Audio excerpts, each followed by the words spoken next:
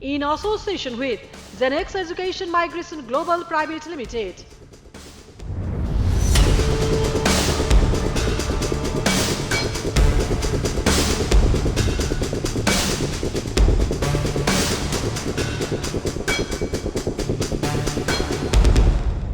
नमस्कार, जिरहमा स्वागत छ। म मदन खाती। दर्शकवृन्द, जिरहको आजको अङ्कमा हामीसँग हुनुहुन्छ वैज्ञानिक समाजवादी कम्युनिस्ट पार्टी नेपालका महासचिव विश्वभक्त दुलाल आहुति। उहाँसँग आज हामी निर्वाचन र निर्वाचनसँग जोडिएका विविध पाटो, त्यस्तै गरी जेनजी विद्रोहको समीक्षा र उहाँहरूको पार्टीले अगाडि सारिराखेका विचार अनि त्यसको औचित्य, यी विषयमा केन्द्रित रहेर संवाद गर्नेछौँ। सर्वप्रथम उहाँलाई कार्यक्रममा स्वागत गरौँ। यहाँलाई कार्यक्रममा स्वागत छ। हजुर, धन्यवाद। अहिले अब यहाँहरूको पार्टी चाहिँ निर्वाचन बहिष्कार भनेर बताइराखेको छ। यो निर्वाचन बहिष्कार चाहिँ किन? सबै दल देश निर्वाचनको पक्षमा जस्तो अधिकांश, तर तपाईँहरू चाहिँ यो निर्वाचन बहिष्कारको बाटोमा अगाडि बढिराख्नु भएको छ। नियमित निर्वाचन चाहिँ कहिले हुनुपर्ने? 84मा होला। 82मै निर्वाचन गर्नुपर्ने परिस्थिति चाहिँ किन पैदा भयो? पहिलो त त्यहाँ छलफल गर्नु पर्यो, होइन? त्यसको एकमात्र कारण हो कि जेनजी विद्रोह। त्यसले के भन्यो त भन्दाखेरि चाहिँ नेपालको राजनैतिक आन्दोलन, सामाजिक परिपाटी र सबै चिजमा चाहिँ परिवर्तन, त्यसमा परिवर्तनको आकांक्षा त्यो विद्रोहमा व्यक्त भयो। भनेपछि त के विषयमा कसरी परिवर्तन गर्ने भन्ने बहसतिर नगइकन, व्यवस्थाको स्वरूपमा नयाँ परिवर्तन ल्याउनेतिर नगइकन, एक थान सरकारको सट्टा अर्को थान सरकार, एउटा संसदको सट्टा फेरि त्यस्तै प्रकारको अर्को संसद हो भने जेनजी विद्रोहको आकांक्षा चाहिँ के हो त? त्यो त केही पनि भएन। निर्वाचनको विकल्प चाहिँ किनकि वैधानिकताको लागि एकछिन संसारभरि के हुन्छ त? संसारभरि हुने गरे के हो त आजसम्मको प्रचलन भन्यो भने कुनै पनि शासन व्यवस्थाको विरुद्ध जनताले नयाँ चाहना व्यक्त गरेर विद्रोह वा आन्दोलन गरिसकेपछि त नयाँ परिवर्तन नगरिकन त नियमित व्यवस्था चल्छ त? चल्दैन नि त। त्यसकारणले हुनुपर्थ्यो त के त भने जेनजी विद्रोहपछि, जेनजी विद्रोहमा व्यक्त भएको परिवर्तनको आकांक्षा, नेपाली समाजले भोग्दै आएको राजनैतिक आर्थिक समस्या र नयाँ व्यवस्थामा चाहिँ कसरी जाने भन्ने कुरा सर्वपक्षीय वा सर्वव्यापी एउटा बहसबाट समाज गुज्रिनु पर्थ्यो। अनि यो विषयमा परिवर्तन गरेपछि मात्रै विद्रोहको आकांक्षालाई सम्बोधन हुन्छ भन्ने ढङ्गले नयाँ व्यवस्थाको स्वरूपसहित अनि निर्वाचनमा जानु पर्थ्यो नि। तर अहिले यहाँले जुन जेनजी विद्रोहपछि व्यवस्था नै परिवर्तनको कुरा गर्नुभयो नि, तर जेनजी विद्रोहको माग चाहिँ व्यवस्था परिवर्तन थिएन, व्यवस्थाभित्र चाहिँ रहेका पात्रहरूको परिवर्तन र त्यसपछि व्यवस्थामा सुधारको कुरा आइरहेको छ। त्यस्तो मात्रै थिएन, त्यहाँ धेरै प्रकारको कुरा थियो। एउटै मात्रै ग्रुप त थिएन त्यहाँ त, होइन? जेनजीका पनि एउटै मात्रै ग्रुप थिएन, एउटै नियत भएका मात्रै ग्रुप पनि थिएन। कसैले चाहिँ शासकीय स्वरूप हेर्नु पर्यो भन्ने कुरा उठाइरहेको थियो, कसैले सुशासन चाहियो भन्ने कुरा उठाइरहेको थियो, कसैले के उठाइरहेको थियो। विभिन्न जोस मूलत के थियो त भने प्रचलित चलिआएको व्यवस्थाभित्रबाट मात्रै हुँदैन कि त्यसमा केही न केही परिवर्तन चाहियो भन्ने माग त उठेको थियो। भनेपछि के परिवर्तन भएर चुनाव गर्न लागेको त? अहिले केही पनि गराएको। त्यसमा संसारभरि के हो त भने जनताले एउटा व्यवस्थाको विरुद्ध विद्रोह गरिसकेपछि, आन्दोलन गरिसकेपछि र त्यो एउटा सफलतामा पनि पुगिसकेपछि त नयाँ व्यवस्था कस्तो बनाउने भन्ने सहित मात्रै चुनावमा जान्छ नि। यो त सामान्य नियम हो नि। यो त केही पनि गरिएको छैन। न संविधानलाई चलाइएको छ, न सरकारको व्यवस्थालाई चलाइएको छ, न संसदको व्यवस्थालाई चलाइएको छ, न त आर्थिक प्रगतिको बारेमा केही नयाँ मोडलको कुरा गरिएको छ, केही पनि गरिएको छैन। एक थान सरकार हटाउने, त्यस्तै अर्को थान सरकार बनाउने, एक थान संसद हटाउने र तिनै मान्छेहरू जस्तै मान्छेहरू आउने गरी संसद बनाउने। यो त परिवर्तनतिर केही पनि गएन नि त। यो त जेनजी विद्रोहको र नेपाली समाजमा जेनजी विद्रोह मात्रै त होइन। फेरि यो संविधान जारी भएदेखि नै यो संविधानमा समस्याहरू ठुला छन्, परिवर्तन गर्नुपर्छ भनेर लड्दै आएका शक्तिहरू पनि छन् यहाँ। ती सबैको भावनालाई एक ठाउँमा ल्याएर सम्बोधन नगरिकन गरिने चुनावले त पुरानै चिज दोहोरिने भयो नि। यहाँहरूको विचारमा चाहिँ हुनुपर्ने जेनजी विद्रोहपछि अब अहिले त देश निर्वाचनतर्फ अग्रसर भइसकेको छ, यहाँहरूले खोजिराखेको चाहिँ हुनुपर्ने चाहिँ के थियो? हुनुपर्ने के त भने मैले संसारकै अभ्यासको पनि कुरा गरेँ र यहाँ पनि हुने गरे के हो त भने 46को विद्रोह भइसकेपछि त्यहाँ एउटा राजनीतिक समझदारी बन्यो अनि बहुदलीय व्यवस्थातिर गएको हो, होइन? माओवादी जनआन्दोलन जनयुद्ध र जनआन्दोलनपछि फेरि एउटा अर्को नयाँ समझदारी बन्यो र नयाँ व्यवस्थातिर गयो। अन्य चुनाव हुन्छ। यो विद्रोहपछि पनि यसमा व्यक्त भएको परिवर्तनका आकाङ्क्षाहरू जो थिए र नेपाली समाजमा असन्तुष्ट शक्ति र असन्तुष्ट समुदायहरूले लगातार असन्तुष्टि जो व्यक्त गर्दै आएका थिए त्यो सबैलाई लिएर सर्वपक्षीय सम्मेलन वा गोलमेज सम्मेलन वा राष्ट्रिय सम्मेलन वा कुनै न कुनै ढङ्गको एउटा विचार मन्थन गरेर कुन कुन विषयमा चाहिँ परिवर्तन गर्ने भन्ने कुरा किटान नगरिकन चुनावमा जानुको के अर्थ छ र? त्यो कसले गराइदिन्थ्यो त? त्यो त हामी सबैले गर्न सक्थ्यौँ नि। त्यो त अमूर्त भयो अनि अमूर्त भएन। जसले जसले अहिले चुनावमा लगिरहेको छ उनीहरूले गराउनु नपर्ने के छ र? उनीहरूले गराउनु पर्दैन? पर्छ नि। अहिलेको सरकारले सक्छ। अहिलेको चाहिँ राज्यका विभिन्न यन्त्रहरू होला, त्यो त किन ठुलो विषय भएन? त्यो गर्ने कसले गर्ने त? जसले अहिले चुनावमा लान्छु र देशमा चाहिँ देशले खोजेको कुरा गर्छु भनिरहेको छ उसले गराउनु पर्दैन त? परिहाल्यो नि। जसले अथोरिटी लिएर बस्छ उसले गराउने हो नि, होइन? तर त्यो अथोरिटी नै कता गयो त भन्दाखेरि एक थान सरकारको सट्टा फेरि त्यस्तै अर्को थान सरकार, पुरानो काम लाग्दैन भनेको संसदीय व्यवस्था र संसदको सट्टा फेरि एक थान संसद। समस्या कसरी समाधान हुन्छ त? त्यसकारण समस्या नै समाधान नहुने गरी जो बाटो गइरहेछ यसले चाहिँ के गर्यो त भने यथास्थितिको निरन्तरता हुने भयो। यो परिवर्तनतिर गएन कि यथास्थितिको निरन्तरता हुने भयो, होइन? यथास्थितिको निरन्तरता नेपाली समाजले खोजेकै होइन नि। यदि यथास्थितिको निरन्तरता खोज्ने हो भने त त्यत्रो विद्रोह हुन्छ र त्यत्रा मानिसहरू मारिनुपर्छ र?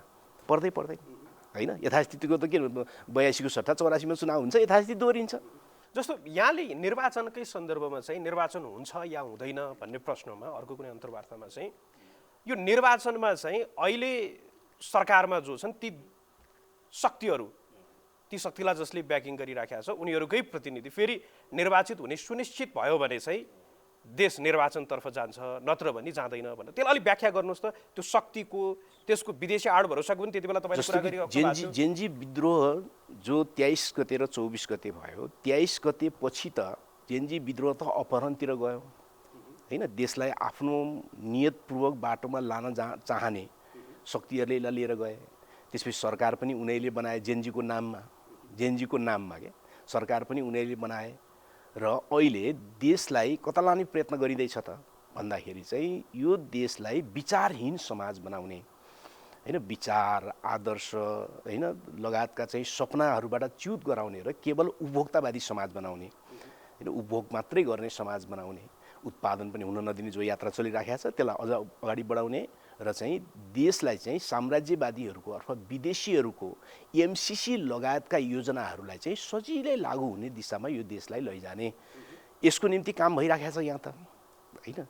त्यसैको एउटा नाटक जस्तो, त्यसैको एक थान नाटक जस्तो चुनाव मञ्चन भइराखेको छ जसले यथास्थितिको निरन्तरता दिन्छ, समाधान केही पनि दिँदैन। यही त हो कुरा। एमसीसी पक्षधरहरूलाई निर्वाचित गर्ने हिसाबले अहिलेको निर्वाचन हुँदैछ? प्रयत्न त्यो भइरहेको छ। अहिले तपाईँ हेर्नुभयो भने विगतमै पनि थिए नि, होइन? जस्तो एमसीसी त संसदबाट पनि पारित भएको एकदम त्यति बेलाका राजनीतिक दल जो प्रमुख थिए, संसदमा बहुमत थियो, सरकार थियो, उनीहरू पनि त एमसीसी त समर्थकै थिए। ठिक हो। अब त्यो शक्तिलाई त्यो एमसीसी चाहनेहरूलाई अझ बलियो बनाउनका निम्ति अझ मानिसहरूको ओहिरो लाउने प्रयत्न भइरहेको छ। कसरी त्यो? होइन, नयाँ आएका शक्तिहरू, नयाँ आएका पार्टीहरू, अधिकांश पार्टीहरू एमसीसी समर्थक छन्, एमसीसी ल्याउनका निम्ति भूमिका खेल्नेहरू छन्, त्यसको परियोजनामा बसेर काम गरेकाहरू छन्, होइन? उदाहरणको रूपमा त कुलमानजी त्यही हो, होइन? त्यसपछि चाहिँ अरू नयाँ आएका पार्टीहरू पनि तिनै हुन्। सबैले त एमसीसीको निम्ति भूमिका खेलेका छन्। त्यो परियोजनामै बसेर काम गर्नेहरू त्यो पार्टीको उपाध्यक्ष के छन् नि, हो कि होइन? त्यस कारणले तपाईँले सुन्नुभएको छ ती पार्टीहरूले कहिले एमसीसीको विरुद्ध बोलेका छन् अहिलेसम्म? वकालतै गरिराखेका छन्, त्यसको विरोध गर्ने छैन। दुनियाँमा यता ठुला घटना घटिरहेछन्। आज इरानको घटना घटिरहेछ, प्यालेस्टाइनमा 60,000 भन्दा बढी मानिसहरू मरिरहेका छन्, तर अमेरिकन भूमिकाको बारेमा उनीहरू केही बोल्छन्? एउटा वक्तव्यसम्म दिन्छन्? 60,000 मानिस यो दुनियाँमा मारिएको छ, ती नयाँ भनिएका पार्टीहरूले कुनै वक्तव्य दिन्छन्? दिँदैनन्। किन दिँदैनन् त भन्दाखेरि उनीहरू योजनाबद्ध रूपमा साम्राज्यवादी उद्देश्य पुरा गर्नका निम्ति नेपालमा राजनीति लिएर जान खोजिराखेका छन्। त्यस कारण तिनीहरूको किन कसरी आलोचना गर्छन् र? तिनीहरूको टिप्पणी पनि गर्न सक्दैनन् नि उनीहरू, होइन? त्यस कारणले एमसीसी जस्तो राष्ट्रघाती सन्धि र नेपाली समाजलाई विदेशीहरूको क्रीडास्थल बनाउने उद्देश्यलाई अझ तीव्र गतिमा लानका निम्ति नाटक मञ्चन भइराखेको छ। तर अहिले जस्तो यो निर्वाचनमा प्रतिस्पर्धालाई हेऱ्यो भने विगतमा भन्दा अलि फरक देखिने प्रधानमन्त्रीको प्रस्तावित प्रधानमन्त्रीको उम्मेदवार सहित जो विगतमा एमसीसीकै पक्षधर रहेका दलहरू पनि एक आपसमै प्रतिस्पर्धा गरिराखेका छन् नि, चाहे त्यो झापा 5 को कुरा गरौँ होइन या सर्लाही 4 को कुरा गरौँ, यो हेर्दाखेरि त त्यस्तो त भइहाल्छ।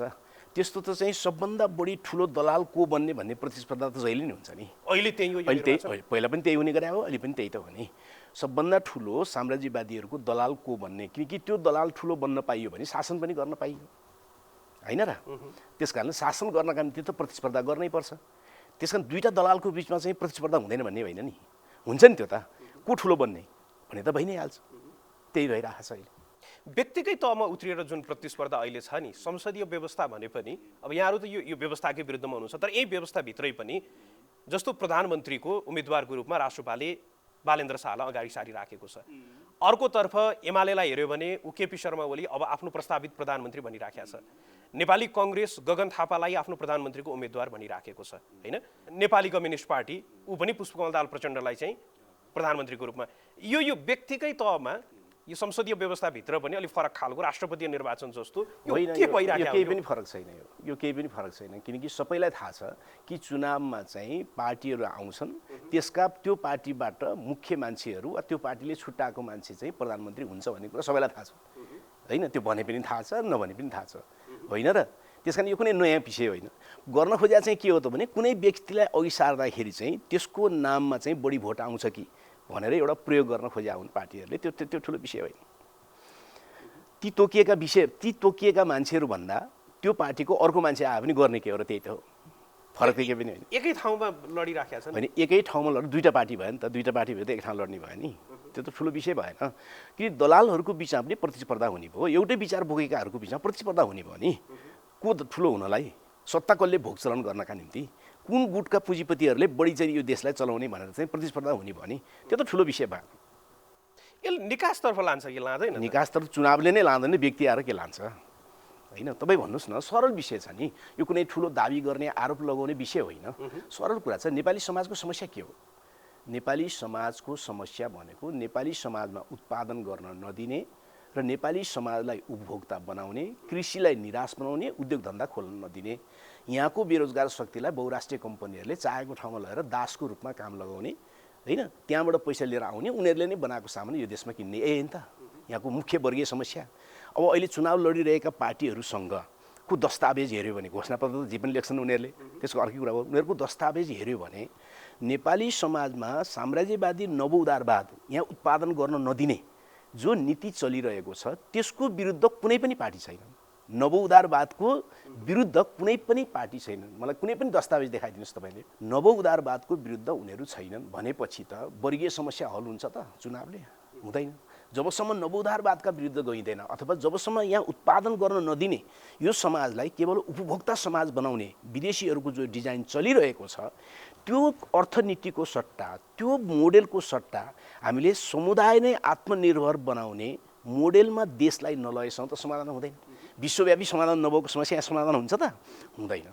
यो समस्या समाधान गर्ने कुनै दस्तावेज छ त नयाँ वा ठुला पार्टीहरूसँग, पुराना पार्टीसँग? छैन। ती दलहरूको हेर्दाखेरि दोस्रो नेपाली समाजको अर्को ठुलो समस्या भनेको पितृसत्ताको समस्या छ।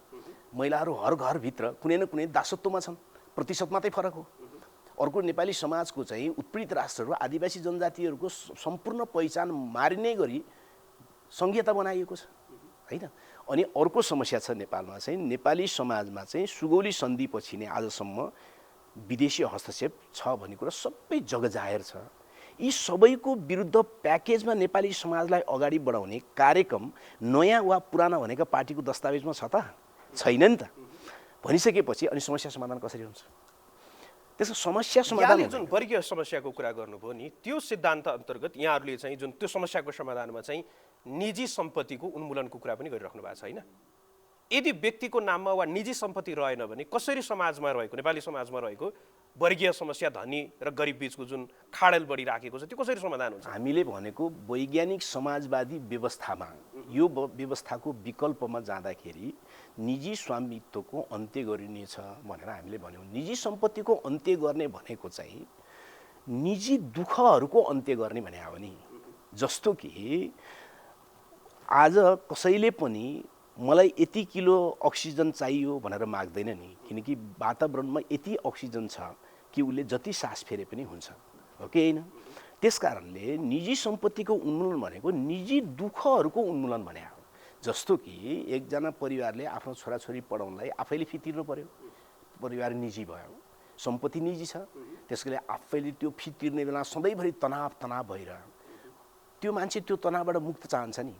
यदि उसको बच्चाको फी समुदायले नै जिम्मा लिने भयो भने ऊ त्यो निजी सम्पत्ति, फी तिर्ने बराबरको निजी सम्पत्ति सामुदायिक गर्न चाहन्छ कि चाहँदैन त? चाहन्छ नि। हो, त्यसो भने हो। निजी सम्पत्तिको उन्मूलन भने चाहिँ निजी दुःखहरूलाई सामुदायिक बनाउने भने हो, व्यक्तिसँग सम्पत्ति खोज्ने भने होइन। यहाँ धेरै मान्छेले प्रचार के गरिदियो त भने व्यक्तिसँग सम्पत्ति खोज्ने भनिदियो। जोसँग छँदै छैन के खोज्ने हो? जसलाई पुगेकै छैन के खोज्ने हो? होइन, नपुगेकोसँग खोज्ने भने हो त? होइन नि त। उसलाई त झन् बढी दिने भनेको हो।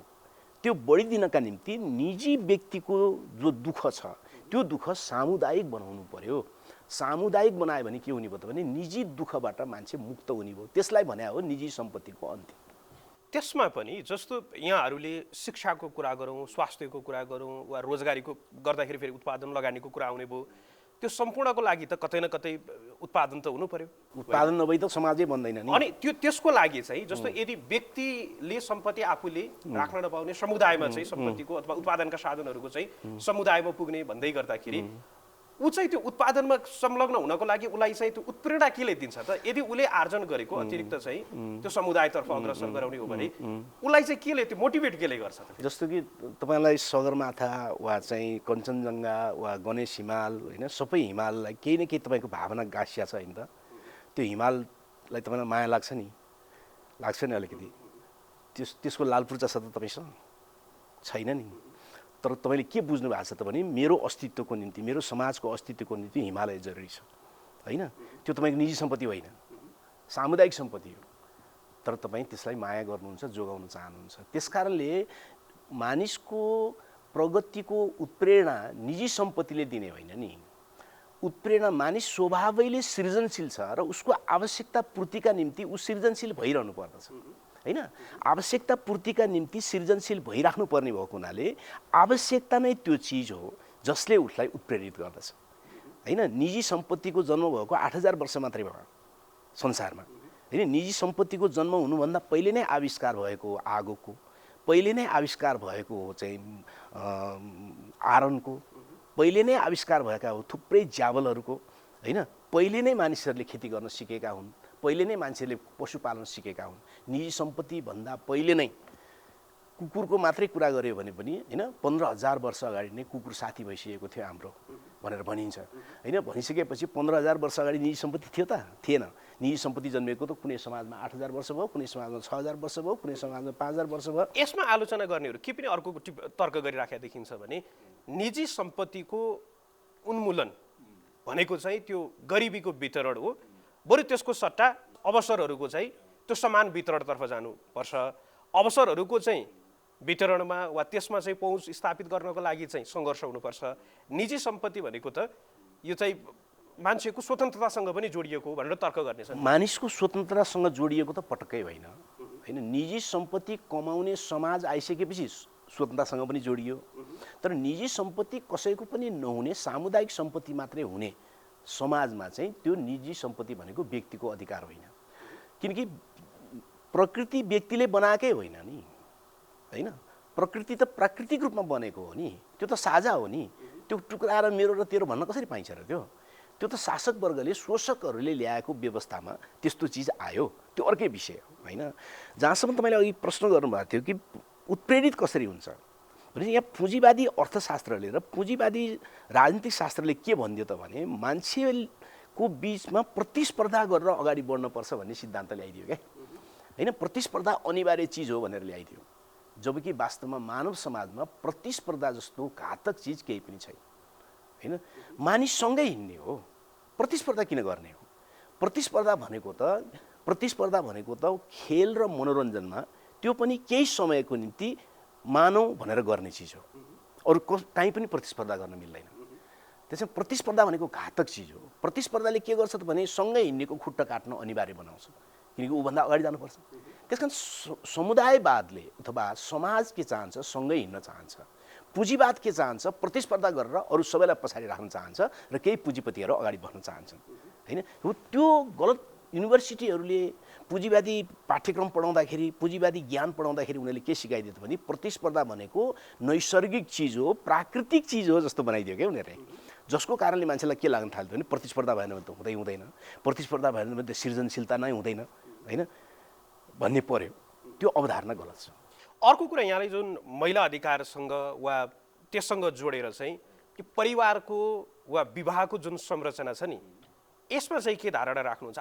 पहिलो कुरा, परिवार भन्ने कुरा महिलाहरूको, म समाजशास्त्रको कुरा गर्छु है, मेरो कुरा होइन यो, होइन? समग्र मानिआएको समाजशास्त्रको कुरा गर्दाखेरि मार्क्सिस्टहरूले कि लिबरलहरू सबैले परिवारबारे जसले जानेका छन्, बुझेका छन्, समाजशास्त्रले जे भन्छ त्यो हेऱ्यो भने निजी परिवार भन्ने कुरा, परिवार त पहिला पनि थियो सामूहिक परिवार, निजी परिवार भन्ने कुरा चाहिँ महिलाहरूलाई पुरुषहरूले शासनमा लिनका निम्ति सुरु भएको हो। निजी परिवार, विवाह भन्ने संस्था महिलाहरूको उत्पीडनबाट सुरु भयो, होइन? तर यसको मतलब के होइन त भने परिवार भन्ने संस्था बनिसकेपछि त्यसले समाज अगाडि बढाउन कामै गरेन त, गर्यो फेरि त्यसले आफ्नो युगमा, होइन? समाजलाई अगाडि बढाउनका निम्ति, परिवारलाई सङ्गठित गर्नका निम्ति इत्यादि गर्नका निम्ति काम त गर्यो। तर त्यसले महिला उत्पीडनको पाटो चाहिँ त्यसले चरम बनाइदियो, होइन? विवाह भन्ने संस्थाको कुरा गरेँ मैले, होइन? त्यहाँ विवाह भन्ने संस्थामा माया होला, प्रेम होला, बच्चा उत्पादन होला, होइन? त्यो अर्को पक्ष भयो। तर विवाह भन्ने संस्था जो छ त्यो भनेको चाहिँ विशुद्ध रूपमा महिलामाथि उत्पीडन गर्न बनेको हो। त्यस कारणले आजका मानिसहरू क्रमशः विवाह भन्ने संस्थाबाट अलग हुन चाहन्छन्। त्यो भने के त, विवाह भने चाहिँ के त भने उनीहरू यौन जीवनमा जान चाहन्छन्, बच्चा जन्माउन चाहन्छन्, सँगै बस्न चाहन्छन्, ती सबै गर्न चाहन्छन्। त्यो गर्ने भनेको हो। तर के चाहिँ होइन त भने विवाह भने चाहिँ के त भने स्वत नै पुरुष चाहिँ मभन्दा ठुलो हो, म चाहिँ शासित हुँ भनेर स्वीकार्नुलाई विवाह भनिन्छ। विवाहको मूल अवधारणा त्यो हो, होइन? विवाहले के गर्छ त भन्दाखेरि चाहिँ पुरुष भनेको चाहिँ श्रेष्ठ हो, महिला भनेको उसको दासी हो बाट कुरा सुरु हुन्छ त्यो, होइन? त्यस्तो भन्ने अवधारणा चाहिँ खारेज हुनुपर्छ भने, होइन? तर अहिले त त्यो फेरि कन्ट्र्याक्टतर्फ अगाडि बढे जस्तो अदालतबाट हुने त्यतातर्फ अग्रसर बढ्यो त। महिलाहरूको दासत्व बाँकी छ त अनि के गर्नुहुन्छ तपाईँ? त्यसमा त दुईटै सहमतिपछि सम्बन्ध, त्यही त, महिलाहरूको दासत्व बाँकी भएपछि त कन्ट्र्याक्टमा जान्छ, होइन? मागी विवाहमा जान्छ, प्रेम विवाह भए पनि त्यहाँ चाहिँ तल र माथिको सम्बन्धमा जान्छ नि। त्यस कारण त पितृसत्ताबाट महिलाहरू मुक्त हुनुपर्छ भने नि हामीले, होइन? मुक्त भयो भने के हुन्छ त भने उनीहरूको बिचमा चाहिँ सहमतिमा जीवन अगाडि बढाउने काम हुन्छ, होइन? त्यहाँ एकभन्दा अर्को सानो हुनुपर्ने, एकले अर्काको आदेश मान्नुपर्ने, एकले अर्काको सम्पत्तिमा चाहिँ कैद भएर बस्नुपर्ने, होइन? परिवारकै हकमा चाहिँ परिवार मानिसहरूले बनाइरहेको छ नि, परिवार बनाइराखेका छन्, परिवार बन्छ। जस्तो यहाँले जस्तो विवाहको विरोध गर्दाखेरि अहिले कुनै पनि व्यक्ति जन्म भइसकेपछि सामाजिकीकरण हुनको लागि, उसले संस्कारहरू सिक्नको लागि चाहिँ त्यो प्राथमिक त अहिले त परिवार छ नि त, परिवार चाहिन्छ नि। अनि विवाहबाट जन्मने होइन र त्यो विवाहबाट जन्मने होइन, परिवार मानिसको सहकार्यबाट जन्मने हो, होइन? जसले विवाह गर्दैनन्, होइन? जसले विवाह गर्दैनन् के उनीहरूको परिवार बन्दैन त? बनिरहेको छ नि। जो साथ फेर लाउँदैनन् नि, होइन? जातबाट परिवारबाट भागेर चाहिँ जोडी बनाउँछन् नि, उनीहरूको परिवार बन्दैन र परिवार बन्छ। परिवार भनेको त अर्कै विषय भयो। मैले बुझाउन अलिकति अप्ठ्यारो छ, गाह्रो भन्दा पनि अलि अप्ठ्यारो जस्तो। विवाह केटाकेटी सँगै नबस्ने, एकै ठाउँमा नबस्ने, बच्चा नजन्माउने, बच्चाप्रति चाहिँ उनीहरूको चाहिँ दायित्व नहुने, हजुर आमा र बुवाप्रति दायित्व नहुने, हजुरबाप्रति दायित्व नहुने भने होइन।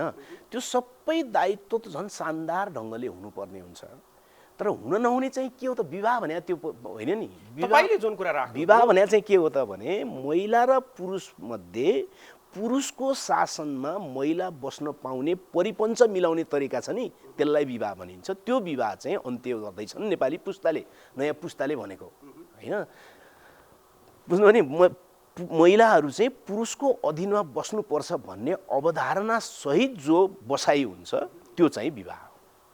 आजको दिनमा नेपालको ऐन कानुन नियममा जे कुरालाई विवाह भनेर बताइएको छ नि, तपाईँले भन्न खोजिराखेका विवाह त्योभन्दा फरक हो कि एउटै हो? आजको नेपाली समाजको विवाह भन्ने जो छ कानुनी रूपमा वा जेसुकै होस्, मूल कुरा कानुनमा के छ मुख्य होइन, मुख्य चाहिँ सामाजिक रूपमा महिलाको स्थान कहाँ छ, त्यो मुख्य कुरा हो। त्यसरी हेर्दा सामाजिक रूपमा अहिले पनि महिलाको स्थान चाहिँ पुरुषभन्दा धेरै तल छ, अधिकारविहीन छ, होइन, पितृसत्ता हावी छ। बिहान उठेदेखि बेलुकासम्म पितृसत्ता हावी छ।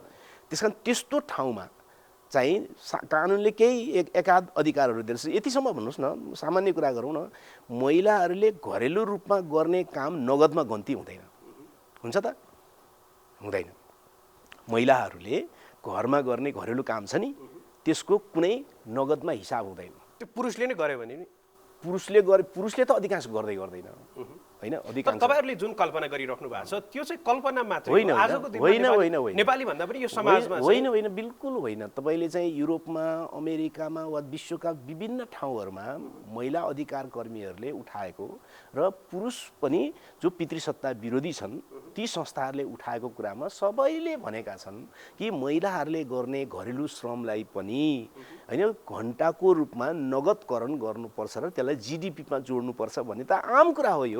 यो कुनै ठुलो समाजवादी कुरा होइन यो। ठिक छ। अब अर्को विषय यहाँहरूले उठाइराख्या जुन उत्पीडित राष्ट्रको कुरा, जुन समस्या यहाँले जुन कुरा उठाउनुहुन्छ नि, नेपाली समाजमा जब तपाईँहरू बहुराष्ट्रियको कुरा गर्नुहुन्छ नि, त्यो भने विघटनतर्फ, होइन, कतै न कतै विखण्डनतर्फ, अनि त्यसलाई फेरि वैदेशिक हस्तक्षेप विदेशसँग जोडेर पनि व्याख्या हुने गरेको छ कि यहाँहरूले भन्न खोजिया के हो, बुझाइमा कहाँनिर फरक हो?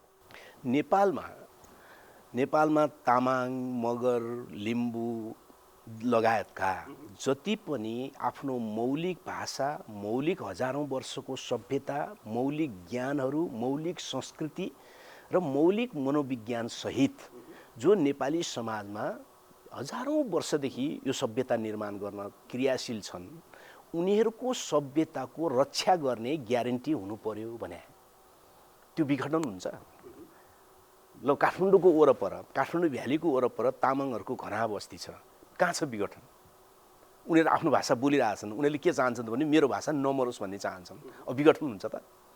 कसरी विघटन हुन्छ? ल, काठमाडौँ उपत्यकाभित्र नालादेखि खोपासीदेखि पालुङसम्म नेवार भाषा बोल्ने नेवारहरू छन्। उनीहरू हजारौँ वर्षदेखि यहाँ बसिरहेका छन् र उनीहरू भन्छन् कि यो भाषा मारिन लाग्यो, मेरो सभ्यता मारिन लाग्यो, मेरो भाषा जोगिनु पर्यो भन्छन्। अब विघटन कहाँ छ त? त्यहाँसम्म चाहिँ ठिकै। तर जब यहाँहरू त्यसकै आधारमा, जस्तो विगतमा आयो नि, अग्र अधिकार सहितको, होइन, जातीय पहिचानका राष्ट्रहरू निर्माण अथवा प्रदेशहरूको कुरा गरौँ, प्रदेशको नामाङ्कनको, त्यति बेला चाहिँ यो आरोप यहाँहरूमाथि लाग्यो? होइन। जस्तो कि काठमाडौँ उपत्यकाको नाम के? यहीँ नेवारहरू बस्दै आएको ठाउँ हो। यो सबैलाई थाहा छ। उनीहरूले यसलाई यहीँ भन्छन्, होइन त? वा सोनिग भन्छन्, होइन? तपाईँको नाम तपाईँले भनिराख्नु भएको छ होइन त, के खाती भनेर, अनि मैले भन्ने कि त्यो नाम राख्नुहुन्न भन्ने मिल्छ त? मिल्दैन नि त, होइन? आफ्नो नाम आफूले राख्न पाउने कि नपाउने, नाम मात्रै भने के, होइन? तपाईँले आफ्नो नाम, होइन, मदन खाती राख्दा, होइन, मेरो कोट निचोरेर लिने भने हो र? मेरो चस्मा निकाल्ने भने हो र? तपाईँले कोशी र त्यहाँ अलि कुरा आयो नि त, सबै ठाउँ छ कुरा, सबै ठाउँमा छ कुरा। यो सोनिग, यो चाहिँ बागमती उपत्यका नेवा क्षेत्र हो, सबैलाई थाहा छ, होइन? त्यसको वरपर रहेको चाहिँ घेराउमा रहेको क्षेत्र ताम्सालिङ क्षेत्र हो, सबैलाई थाहा छ, होइन? त्योभन्दा अलि उता गएपछि किराँत क्षेत्र हो, सबैलाई थाहा छ। त्योभन्दा अरुणतर गइसकेपछि लिम्बुवान क्षेत्र हो, सबैलाई थाहा छ, होइन? अनि यतातिर गइसकेपछि चाहिँ तमुवान क्षेत्र छ, सबैलाई थाहा छ।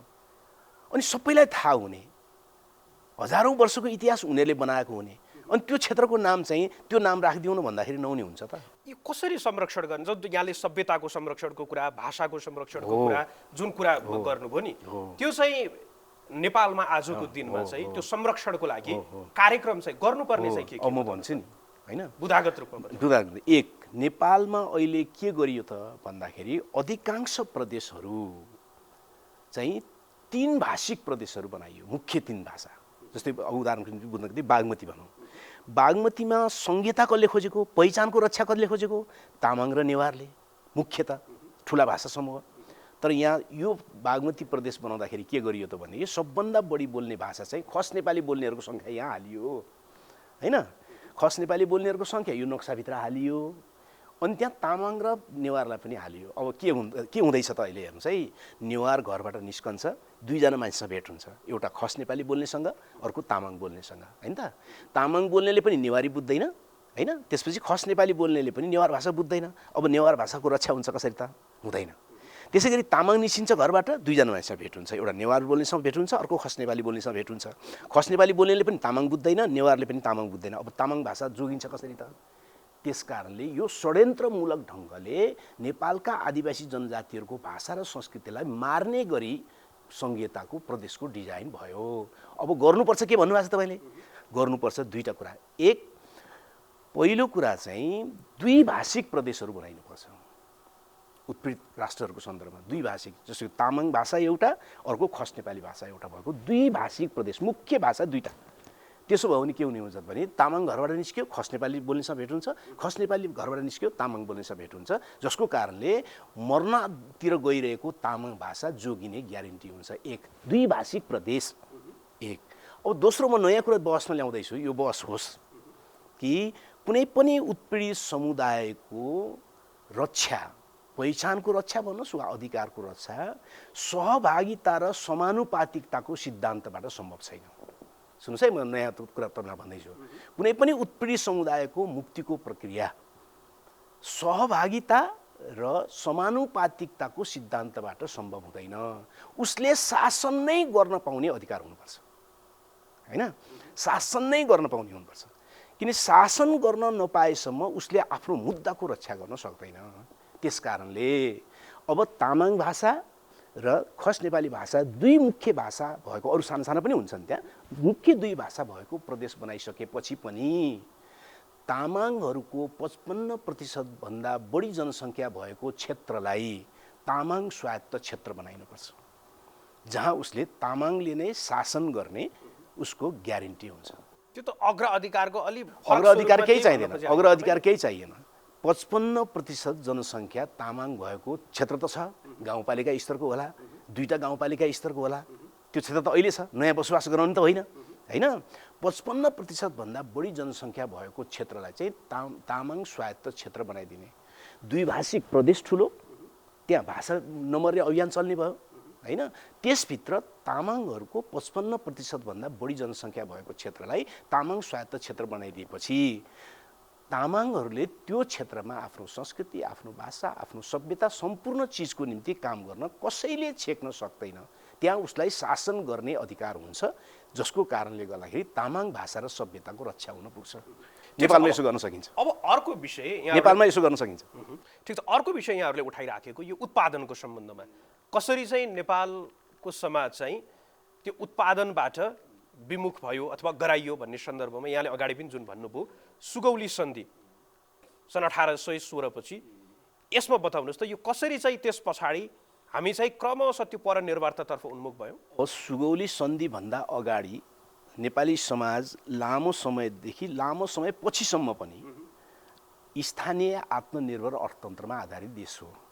स्थानीय आत्मनिर्भर अर्थतन्त्र भने आफूलाई चाहिने कपडा पनि अलिकति बनाइहाल्ने, होइन? खानेकुरा पनि उत्पादन गरिहाल्ने, होइन? फलाम पनि अलिकति ल्याएर कुटिहाल्ने, होइन? यस्तो खालको स्थानीय रूपमा नै जीवन चल्ने, नुन र सुन टाइपका चिजहरू लिन विदेश जाने, यस्तो खालको समाज हो स्थानीय आत्मनिर्भर अर्थतन्त्र भएको। सुगौली सन्धिपछि र विशेषतः राणाकाल जब सुरु भयो भन्नुहोस् न, जङ्गबहादुर राणा चाहिँ विदेश जाने, बेलायत जाने, चन्द्रशमशेर बेलायत जाने ढङ्गले जो सुरु भयो, उनीहरू किन जान्थे त भने नेपालको शासनमा आफूलाई टिकाइदिन अङ्ग्रेज साम्राज्यले हामीलाई चाहिँ समर्थन गरिदियोस् भनेर टिकाउन गएको हो, दलालीको ग्यारेन्टी गर्न गएको हो, होइन? अब अङ्ग्रेजहरू चाहिँ यो दक्षिण एसियामा किन आएका त? उनीहरू व्यापार गर्न आएको हो, होइन? उनीहरू व्यापार गर्न आएको, व्यापार गर्नलाई देश कब्जा गरेको, इन्डिया कब्जा गरेको, वरपरको सबै कब्जा गरेको भनेपछि यहाँका शासकहरू चाहिँ आफ्नो रक्षाको निम्ति, होइन, बेलायतीहरूसँग हारगुहार गर्न गइसकेपछि उनीहरूले यो देशलाई के गर्ने भयो त भन्दाखेरि आफ्नो सामान बेच्ने मुख्य थलो बनाउने भयो, होइन? आजको जस्तो यहाँ चाहिँ फलाम पाइने, युरेनियम पाइने इत्यादि त भइसकेका थिएन, जलविद्युतको युग पनि आइसकेका थिएन। त्यस कारण अङ्ग्रेजहरूले नदी त्यति बेला ताक्दैन थिए, होइन? खानेको छ कि छैन थाहै थिएन। त्यस कारण उनीहरू के गर्न चाहन्थे त भने यो ठाउँमा चाहिँ व्यापार गर्न चाहन्थे। यही त हो कुरा, होइन? व्यापार गर्नका निम्ति उनीहरूले यस्तो परिपञ्च मिलाउन थाले कि यहाँ उत्पादन के हुन्छ त, त्यो उत्पादन बन्द गराउने, होइन? परिपञ्च उनीहरूले मिलाए। त्यसको सन्दर्भमा उनीहरूले सबभन्दा पहिले कपास खेतीहरू चाहिँ यहाँबाट चाहिँ सिद्ध्याउने, होइन, त्यसपछि खानी फलाम र तामाका खानीहरू बन्द गर्ने परिवेश निर्माण गर्ने, होइन, त्यो परिवेश निर्माण गरेर राणा शासकहरूले त्यसलाई साथ दिँदै गए, होइन, साथ दिँदै गएर नेपाल अब क्रमशः चाहिँ आत्मनिर्भरताबाट क्रमशः अङ्ग्रेज निर्भरता अथवा इन्डिया निर्भरता हुने दिशामा अगाडि गयो, होइन। पञ्चायतकाल आयो, पञ्चायतकालमा केही शीतयुद्धको फाइदा उठाएर, होइन, चाइना रसिया इत्यादिबाट चाहिँ एक दुईवटा बाटो ल्याउने, होइन, एक दुईवटा कारखाना खोल्ने इत्यादि त भयो। तर ती कारखानाहरू कस्ता थिए त भने भित्तामा टाँसिएका किला जस्ता थिए तिनीहरू, त्यसको जग थिएन, होइन। हेटौँडा कपडा कारखाना खोल्ने तर कपास खेती नगर्ने, होइन, छाला जुत्ता कारखाना खोल्ने तर पशुपालनको योजना नगर्ने, त्यो भित्तामा टाँसिएका जस्ता थियो। त्यो पञ्चायतले चाहिँ जबरजस्ती आफूलाई औद्योगिकरण गरेर देखाउनका निम्ति केही चिज मागेर ल्याएको कुरा थियो। किनकि औद्योगिकरणको कुरा एकदम बुझिदिनु पर्यो यहाँ कि कुनै पनि समाज औद्योगिकरण गर्ने हो भने त्यो देशको किसान मुक्त हुनुपर्छ, होइन। किन किसान मुक्त भयो भने मात्रै अनि स्वतन्त्र किसानसँग क्रय शक्ति हुन्छ, किन्न सक्ने शक्ति हुन्छ, अनि उसले सामान किन्ने भयो भने मात्रै उद्योग धन्दा बढ्ने हो। तर नेपालमा भूमि सुधार कहिले पनि गरिएन, होइन। 21 सालको भूमि सुधार भनियो, त्यो भूमि सुधारै हुन सकेन, जसको कारणले किसानहरू विशाल फाँटमा फैलिएर रहेका किसानहरूको मुक्ति भएन, उनीहरूसँग क्रय शक्ति नै थिएन। पञ्चायतले त्यो किसानहरूलाई मुक्त गर्नै चाहँदैन थियो। उसले भ्रम के दिन चाहन्थ्यो त भन्दाखेरि किसानहरूलाई नै मुक्त नगरिकन औद्योगिकरण गर्ने जस्तो, त्यो त हुनेवालै थिएन, त्यो भएन, होइन, भित्तामा टाँसिया जस्तो थियो। त्यही सन्दर्भमा पञ्चायतको अन्तिम कालसम्मतिर आउँदाखेरि चाहिँ अनि विश्व बैंक र IMFहरूले के उदारवाद नव उदारवाद भन्ने नीति अन्तर्गत संरचनागत समायोजन कार्यक्रम लिएर आए, जसले निजीकरण गर्नुपर्ने, राज्य चाहिँ सेवाबाट चाहिँ व्यवस्थापकको भूमिकामा जानुपर्ने, भन्सार छुट गर्नुपर्ने, होइन, राज्यले कुनै पनि उत्पादनको काम गर्न नहुने जस्ता शर्तहरूसहितको संरचनागत समायोजन कार्यक्रम जो उनीहरूले लिएर आए, त्योसँग पञ्चायतले सम्झौता गर्यो। किनकि ऋण माग्नका निम्ति, किनकि पञ्चायतले खाँदा राजा महाराजा र पञ्चायतले खाँदा चाहिँ टाट पल्टिसकेका छ देश, र उनीहरूले IMFसँग ऋण लिनका निम्ति उनीहरूको त्यो जालमा उनीहरू पर्न गए। आजको दिनमा त्यो कसरी नवीकरण भइराखेको छ? अब त्यही त म भन्दैछु, IMFको, वर्ल्ड ब्याङ्कको, त्यसपछि अब WTO, त्यही त म भन्दैछु। त्यसपछि अनि नेपाल अब कहाँ प्रवेश गर्यो त भन्दाखेरि विश्व बैंक र IMFले तयार पारेको डिजाइनभित्र प्रवेश गर्यो, होइन। प्रवेश गरिसकेपछि अब त्यसको त्यो डिजाइन नै के हो त भने नेपालमा उद्योग धन्दा चाहिँ सरकारले कुनै सुविधा दिएर नखोल्ने, सरकार त्यहाँबाट अलग हुने, निजी क्षेत्रले मात्रै गर्ने। अब निजी क्षेत्रले मात्रै गर्दाखेरि त नेपालमा त्यत्रो पुँजी भएको मान्छे नै थिएन, होइन, ठुलो पुँजी भएको मान्छे नै थिएन। भइसकेपछि अनि समाज कहाँ गयो त भने मल कारखाना खोल्ने भनेर लिएको जग्गा त्यतिकै बासी भयो, मल कारखाना खोलेन, किन पुँजीपति त्यत्रो लगानी गर्न सक्ने छैन, होइन। अब चाहिँ सरकारले नगर्ने भन्ने छ। यसै भए तर्क गरिने चाहिँ जस्तो जुत्ता उद्योगको कुरा गरौँ न, छाला जुत्ता उद्योगको कुरा गर्दाखेरि चाहिँ विगतमा सरकारले जुन सञ्चालन गरिराखेका थियो त्यति बेला र आज यदि नेपालको चाहिँ छाला जुत्ताको छ, कङ्ग्रेसीहरूले यो तर्क कहाँ सरकारले छाला जुत्ता बेच्ने कुरा हो त, त्यस्तै अरू कुराहरू पनि उहाँहरूको तर्क छ। जब त्यो सरकारबाट बाहिर आयो त्यसपछि त्यसको विस्तार भयो भन्ने छ नि। त्यसो हो भने अहिले पनि NAC किन चलाइरहेको त सरकारले, होइन, NAC किन चलाइरहेको, होइन। अहिले त सरकारको योजना त्यसलाई पनि कम्पनी मोडलमा त्यही लैजाऊ भन्ने खालको छ। त्यसो होइन, कुरा होइन। संसारभरि राज्यले अत्यावश्यक विषयहरूमा राज्यले जिम्मा लिने चुनौती त अहिले अमेरिकामा छ नि। संसारका विकसित भनेका सबभन्दा पुँजीवादी भनेका देशहरूले शिक्षा जिम्मा लिएर बसेको छ, होइन हो कि होइन, शिक्षा जिम्मा लिएर बसेको छ, उनीहरूलाई थाहा छ त्यो कुरा। हाम्रो जस्तो विकासशील भनिने र अविकसित भनिने देशलाई लुट्नका निम्ति लादिएको हो यो नीति त। उनीहरू त आफै त कहाँ त्यसो गर्छन् र, उनीहरू त आफै त्यसो गर्दैनन्, होइन। सम्पूर्ण रूपमा त हाम्रो जस्तो देशलाई लुट्नका निम्ति लादिएको हो, कुरा त्यसो होइन। राज्यले गर्न सक्दैन, समुदायलाई देऊ न, समुदायलाई दिन मिल्दैन। जस्तो कि ललितपुरमा 40 सालको आसपासमा मल कारखाना खोल्ने भनेर बागडोलमा जनताको जग्गा चाहिँ जबरजस्ती खोसियो, किसानहरूको जग्गा, होइन, सरकारले गर्ने भनेर।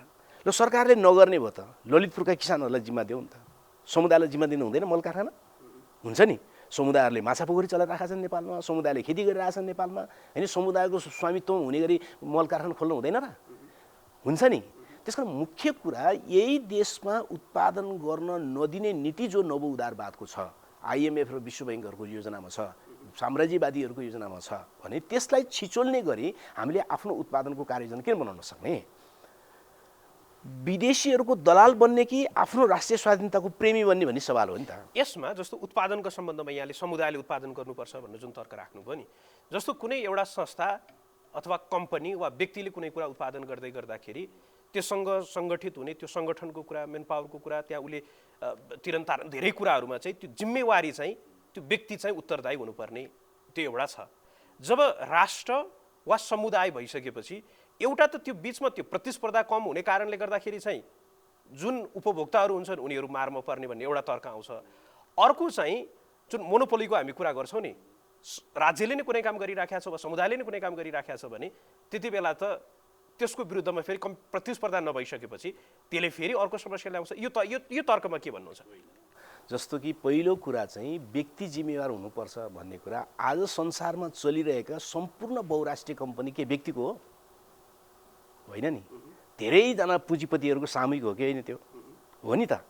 त्यसकारणले व्यक्तिले गरे प्रगति हुन्छ, सामूहिक गऱ्यो भने प्रगति हुँदैन भन्ने कुरा नै हास्यास्पद कुरा हो। जवाफदेहिताको कुरा जवाफदेहिताको कुरा गर्दाखेरि चाहिँ स्ट्यान्डर्ड चार्टर बैंक चाहिँ नि व्यक्तिको हो कि समूहको? समूहको होला होइन। त्यो संसारका विभिन्न देशमा छ, नेपालमा पनि छ होइन। नेपालमा बस्नेले मुख्य मालिकै चिन्दैन तर जिम्मेवार हुन्छ कि हुँदैन?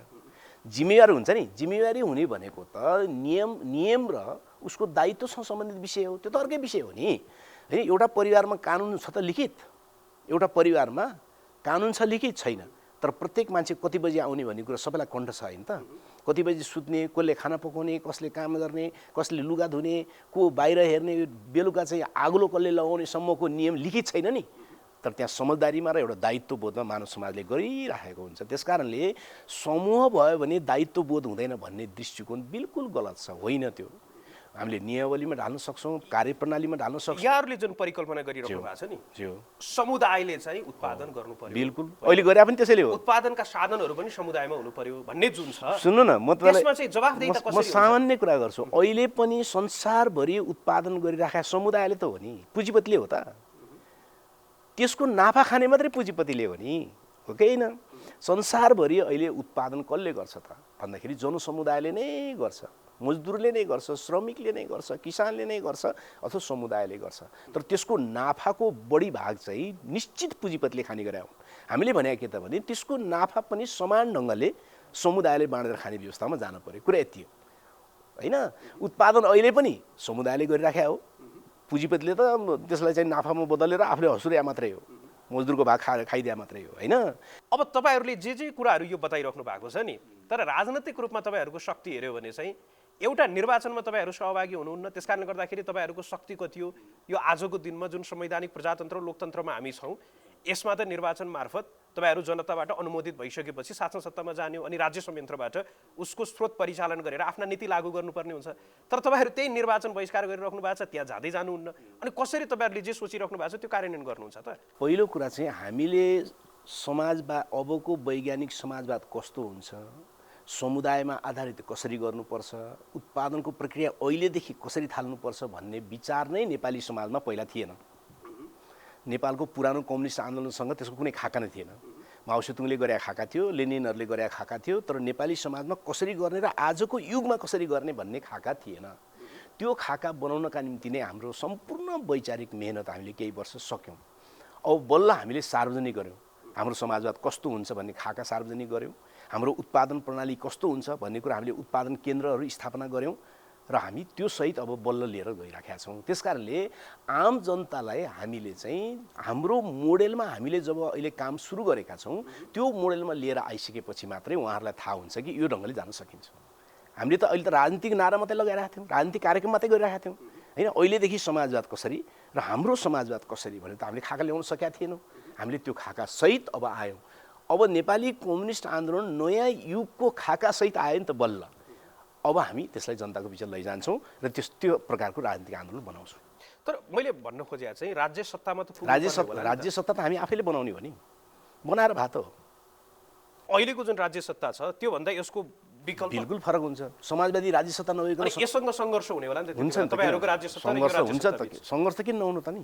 तपाईँहरू त्यति बेला कसरी लड्नुहुन्छ त? होइन, जनसमुदायले त्यति बेलाको पार्टी जनसमुदायले जसरी लड्छ त्यसरी लडिन्छ नि। आजको दिनमा तपाईँहरू अहिलेको जुन व्यवस्था छ यसको संरक्षकको रूपमा जो यो संविधानको हामी संरक्षक हौँ भनेर बताइराखेका छन् नि, प्रत्येक शक्ति त्यो चाहे राष्ट्रपा होस् वा माओवादी होस्, अहिले त उहाँहरू नेपाली कम्युनिस्ट पार्टी भन्नुहुन्छ, यी जुन शक्ति छन् कङ्ग्रेस एमाले, कसलाई कसरी हेर्नुहुन्छ?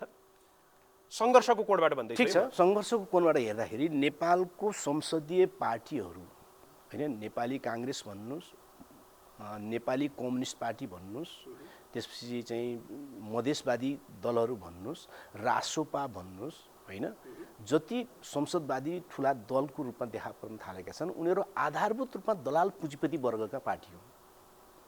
त्यसभित्र तत्त्वहरू कोही क्रान्तिकारी पनि होलान्, कोही असल मान्छे पनि होलान्, तत्त्वहरू व्यक्तिहरू होलान्, त्यो अर्को विषय भयो। तर मूल रूपमा उनीहरू दलाल पुँजीपति वर्गको पार्टी हुन्।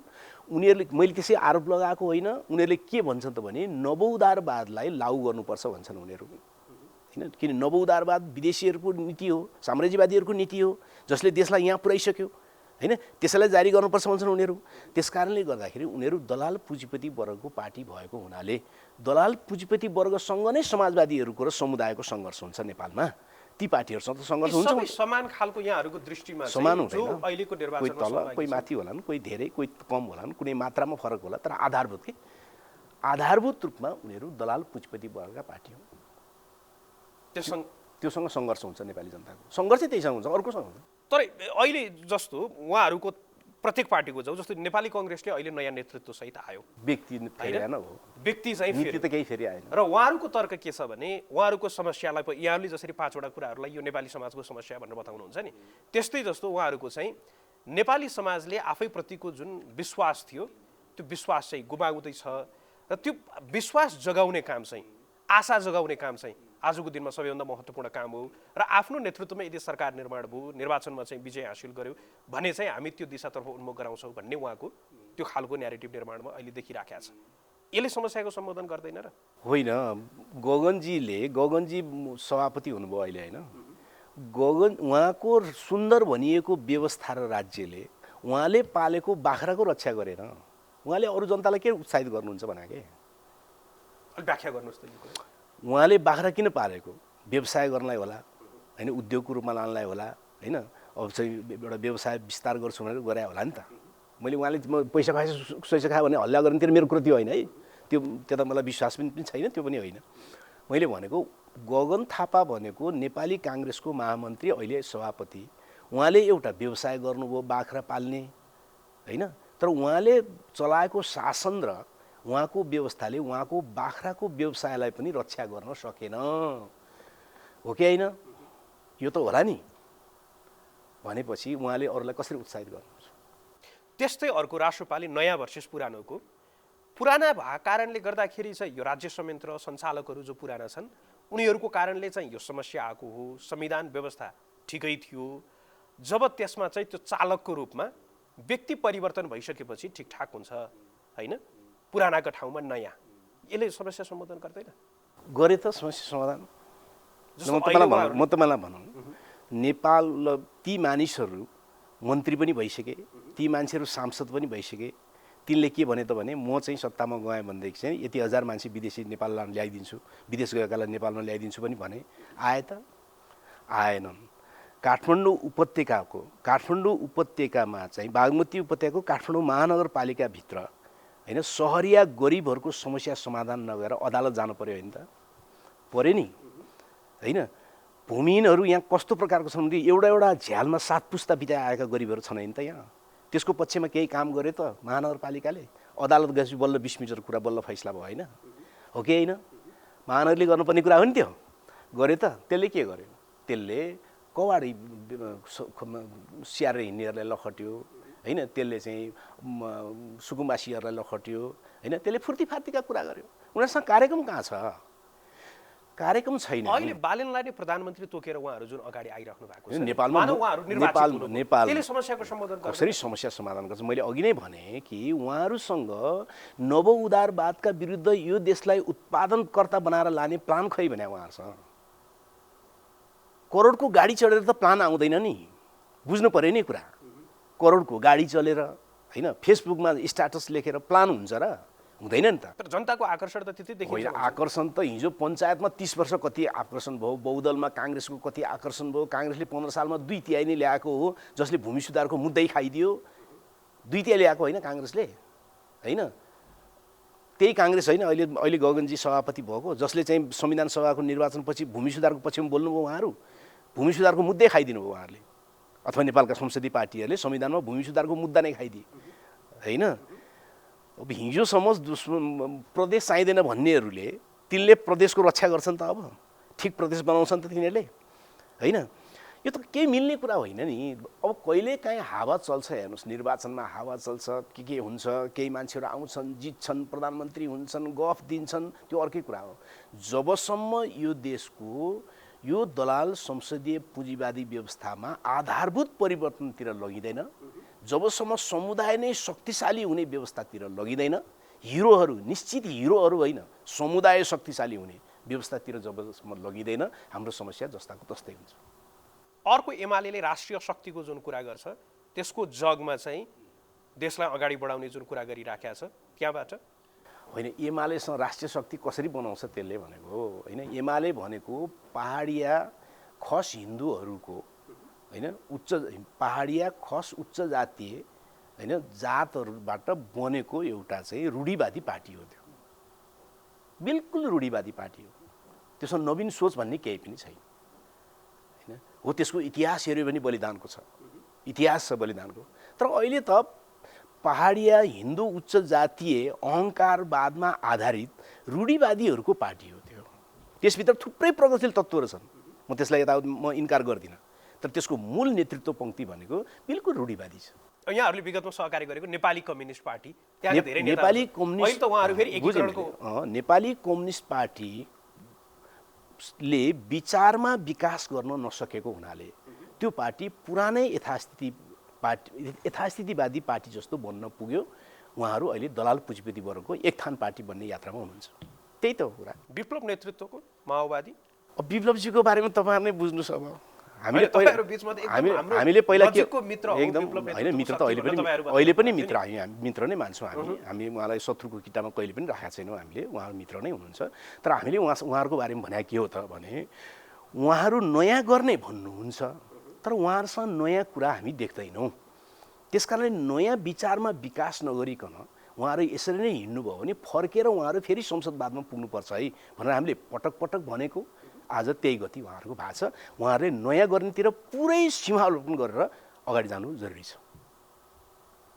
अहिलेको निर्वाचनमा उहाँहरू जुन अन्तिम समयमा सहभागी चाहिँ हुने तर मूल नेतृत्व नहुने, यो चाहिँ त्यही विचारको सङ्कटको परिणाम। बिल्कुल सङ्कटको परिणाम। आफ्नो सेनापति युद्धमा जाँदैन भने सेना कसरी जान्छ? मिल्छ त्यो? उहाँले त्यो सपना किन देखाएको? मिल्यो त्यो? मिलेन नि। उहाँहरूले राति चाहिँ एउटा निर्णय गर्नुभयो भने बाहिर आयो कि सचिवालयकाहरू चाहिँ स्थायी समितिकाहरू कोही पनि नजाने, फेरि भोलिपल्ट आयो कि प्रकाण्डको नेतृत्वमा जाने। यो के कुरा हो होइन? यो त मिलेन नि। उहाँले आफ्नो पार्टी पङ्क्तिलाई त जस्तो सुकै सङ्कटको बिचमा पनि एउटा नीति लिइसकेपछि त्यो नीतिको नेतृत्व गर्न त आफै लागु पर्नु पर्थ्यो नि। कहाँ मिल्यो उहाँहरूको त्यो तरिका? त्यो तरिका मिलेन उहाँहरूको। त्यो नीतिसँग हामी असहमत छौँ, त्यो अर्को विषय हो। तर राजनीतिक रूपमा तरिका मिल्दैन। त्यसले सिङ्गो पार्टी पङ्क्ति चाहिँ उत्साहित हुँदैन नि। कसरी हुन्छ? मैले अगाडि पनि जुन राखेको थिएँ नि, तपाईँहरू समस्याको समाजमा यो समस्या भनेर त्यो पहिचान पनि गर्नुहुन्छ, त्यसका समाधान चाहिँ यी हुन् भनेर तपाईँहरू त्यो जनतासम्म पुर्याउन पनि प्रयास गर्नुहुन्छ। तर दुःखको कुरा तपाईँहरूलाई कसैले सुन्दैन। तपाईँहरू निर्वाचनमा सहभागी त्यो पनि देखिँदैन। जनताको ठुल्ठुला त्यो जनशक्तिबाटै चाहिँ शक्ति आर्जन त्यतातर्फ पनि खासै देखिराखेका छैन। अनि यी कुराहरू चाहिँ यस्तै टेलिभिजनको अन्तर्वार्ता वा पत्र पत्रिका यसमा चाहिँ त्यो विचारको रूपमा चाहिँ रहने, मानिसको त्यो व्यवहारमा चाहिँ राज्य सञ्चालनका त्यो नीति निर्देशक सिद्धान्तहरू अन्तर्गत यी अगाडि बढ्ने त्यो चाहिँ नहुने कि अलिक अव्यवहारिक खालको हुने कि। पञ्चायत कालमा पनि पञ्चायतको विरुद्ध लाग्ने क्रान्तिकारीहरूलाई सुरु गरिने प्रश्न त यही नै हो होइन? त्यसपछि जनयुद्ध सुरु भयो। जनयुद्ध सुरु हुँदाखेरि पनि सुरुमा गरिने अनि योद्धाहरूलाई सोधिने प्रश्न त यही नै हो होइन? राजतन्त्रको विरुद्ध लाग्नेहरूलाई सुरुमा गरिने प्रयत्न त यही नै हो। र कुनै पनि पहरालाई तपाईँले फुटाउनु पर्छ भने घन त सुरुमा हान्नै पर्छ नि। सुरुको घन हान्दाखेरि त्यो पहरा फुटेन भन्नुको अर्थ त्यो पहरा कहिले नै फुट्दैन भन्नु हो र? होइन। हरेक राजनीतिक क्रान्तिहरू, हरेक राजनीतिक परिवर्तनहरू नयाँ समाजको सपना एउटा स्वाभाविक रूपमा विचारबाट यात्रा सुरु हुन्छ। हामी त्यो विचारबाट यात्रा सुरु गरेका छौँ। पुरानो विचारबाट अगाडि बढ्न सकेन आन्दोलन, जस कारणले हामीले पुरै चिजहरूलाई सम्बन्ध विच्छेद। आगामी दिनहरू चाहिँ कसरी अगाडि बढ्ने देख्नु? अहिलेदेखि उत्पादनको प्रक्रियामा छौँ हामी। अहिलेदेखि समाजवादको मोडल निर्माणको प्रक्रियामा छौँ हामी। त्यसको आधारमा हामी अगाडि जान्छौँ। देशकै राजनीतिमा? बिल्कुल देशकै राजनीतिमा जान्छौँ हामी अगाडि। होइन देशकै राजनीति पनि अहिले जसरी देशको राजनीति के हुन्छ, एक थान चुनाव भएछ भने एक थान चुनाव हुन्छ, भएन भने फेरि चुनाव गर्ने नाटक गर्छन्। किनकि पुँजीवादी दलाल पुँजीवादी व्यवस्थाको प्राण भनेको चुनाव हो होइन। उनीहरूले देखाउने सबभन्दा ठुलो मोती भनेको त्यही हो जनतालाई, अरू उनीहरूसँग केही पनि चिज छैन। त्यस कारणले चुनाव हुन्छ, एक थान मानिसहरू आउँछन्, त्यसले भ्रष्टाचार गर्छन्, आफ्नो मान्छेलाई अगाडि लान्छन् होइन, दलाल पुँजीपतिहरूको सेवा गर्छन्, विदेशीहरूको दलाली गर्छन्, प्राकृतिक स्रोत साधन अलिकति बेच्छन्, फेरि 5 वर्षपछि अर्को चाहिँ आउँछ। यो व्यवस्था रहेसम्म यो धन्दा चलिरहन्छ। हुने त यही हो। त्यति आशावादी हुन्। यो व्यवस्थासँग कसरी आशावादी हुने? यो व्यवस्था संसारमा कहाँ चाहिँ सफल छ र? भारतमा यही व्यवस्था भएको कति भयो? 75 वर्ष हुन लाग्यो। भारतीय जनताको प्रगति भयो त छैन नि होइन। त्यसकारणले संसदीय व्यवस्थाद्वारा कुनै पनि देशको प्रगति भएको इतिहासै छैन, बर्बादी भएको मात्रै इतिहास छ। अनि कसरी तपाईँ आशावादी हुने कुरा गर्नुहुन्छ? हस्, यहाँले आफ्नो महत्त्वपूर्ण समय उपलब्ध गराइदिनु भयो। यहाँको महत्त्वपूर्ण समय र यो संवादको लागि यहाँलाई धेरै धेरै धन्यवाद। तपाईँको टिमलाई पनि धन्यवाद। दर्शकवृन्द, उहाँ हुनुहुन्थ्यो वैज्ञानिक समाजवादी कम्युनिस्ट पार्टी नेपालका महासचिव विश्वभक्त दुलाल आहुति। उहाँसँग आज हामीले निर्वाचन, त्यस्तै गरी निर्वाचनसँग जोडिएका विविध पाटोमा केन्द्रित रहेर संवाद गऱ्यौँ। आजको लागि कार्यक्रमलाई निर्धारित समय सकिएको छ। न्युज 24 हेर्दै रहनुहोला। नमस्कार।